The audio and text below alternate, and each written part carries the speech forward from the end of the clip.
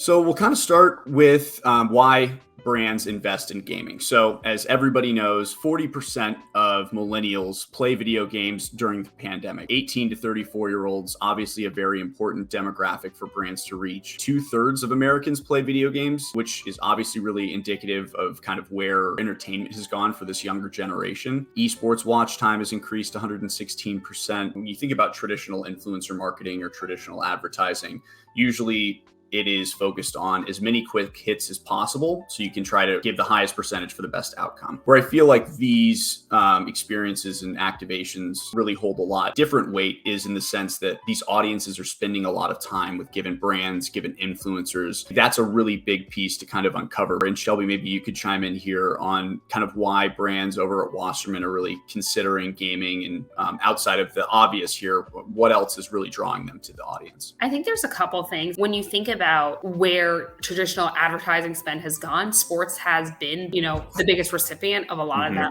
money. But engagement with that, of that younger audience, has really declined. And most sports are seeing, slight declines over time. So I think that's one of the big reasons that we saw and why we sort of pivoted as a way to get younger. But I also think gaming provides a little bit more of a 1v1 experience where you can be the next esports player. It's possible. No matter how hard I try, I'm never going to make it in the NFL. As a 5'3" woman, that would never be able to happen. But I think there's something about that you can watch your favorites do something amazing, but it's a reachable space. It's something that, I can play, I can learn from them. Yeah, from my perspective, where we kind of just cover a lot of stories on our programming and our show, and we're always trying to follow what brands are getting involved in for what reasons. The engagement can't be undersold, right? The times of billboards, I think, in Times Square or in mega cities, that's really a vanity play, right? That's a mind share, I think, play, but there's no measurable ROI there. That's because maybe an artist coming out with an album wants to see his face in his hometown, not necessarily because they know that they're going to move so many units based off of that activation. So I think when brands get into gaming, it's also just, this is the next generation of media. It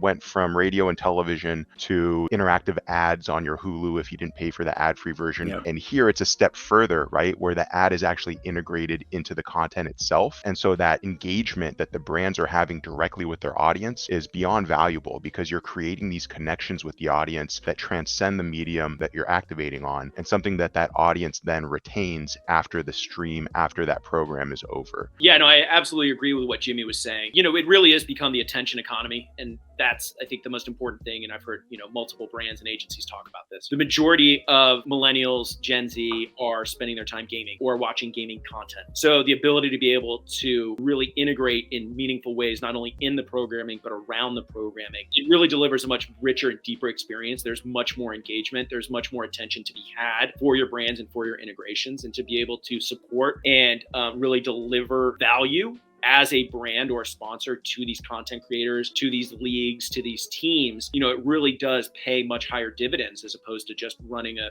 30-second spot across ESPN.